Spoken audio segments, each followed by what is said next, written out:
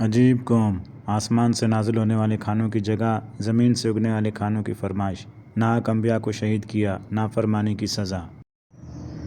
بسم اللہ الرحمن الرحیم۔ اور وہ وقت یاد کرو جب تم نے کہا تھا، اے موسیٰ، ہم ایک ہی قسم کے طعام پر ہرگز صبر نہیں کر سکتے، بس آپ اپنے رب سے کہہ دیجئے کہ ہمارے لیے زمین سے اگنے والی چیزیں فراہم کرے، جیسے ساگ، ککڑی، گیہوں، مسور اور پیاز۔ حضرت موسیٰ علیہ السلام نے کہا، کیا تم اعلیٰ کی جگہ ادنا چیز لینا چاہتے ہو؟